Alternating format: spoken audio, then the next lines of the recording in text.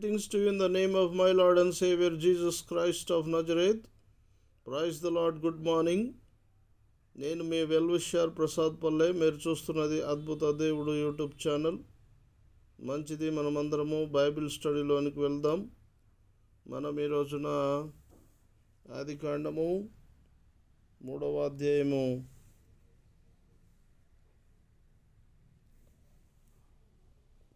12వ వచనం నుంచి దేవుని వాక్యాన్ని ధ్యానించుకుంటామండి.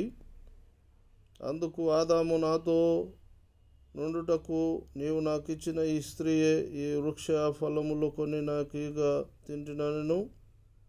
అప్పుడు దేవుడైన యెహోవా స్త్రీతో, నీవు చేసినది ఏమిటని అడుగగా, స్త్రీ సర్పము నన్ను మోసపుచ్చినందున తింటున్నాను. అందుకు దేవుడైన యెహోవా సర్పముతో, నీవు దీన్ని చేసినందున పశువులన్నిటిలోనూ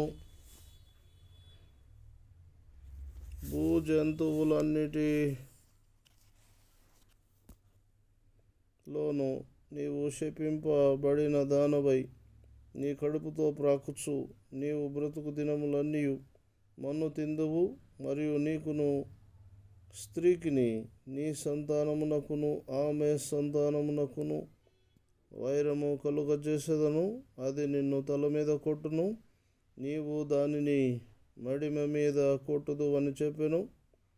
ఆయన స్త్రీతో, నీ ప్రయాసమును నీ గర్భవేదనను నేను మిక్కిలి హెచ్చించెదను. వేదనతో పిల్లలను కందువు. నీ భర్త ఎడల నీకు వాంఛ కలుగును, అతడు నిన్ను ఏలునని చెప్పెను. ఆయన ఆదాముతో, నీవు నీ భార్య మాట విని తినవద్దని నేను నీకు ఆజ్ఞాపించిన వృక్ష ఫలములు తింటివి గనుక నీ నిమిత్తము నేల శపింపబడి ఉన్నది. ప్రయాసముతోనే నీవు బ్రతుకు దినములన్నీ దాని పంట తిందువు. అది ముళ్ళ తుప్పలను గచ్చ పొదలను నీకు మొలిపించును. పొలములో నీ పంట తిందువు. నీవు నేలకు తిరిగి చేరు వరకు నీ ముఖపు చెమట కార్చి ఆహారము తిందువు. ఏలైనగా నేల నుండి నీవు తీయబడితివి, నీవు మన్నే గనుక తిరిగి మన్నైపోదు అని చెప్పెను.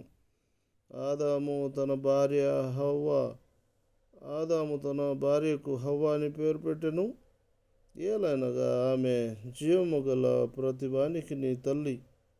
దేవుడైన యెహోవా ఆదామునకును అతని భార్యకును చర్మము చొక్కాయిలను చేయించి వారికి తొడిగించెను. దేవునికి మహిమ కలుగును గాక. ఆమేన్.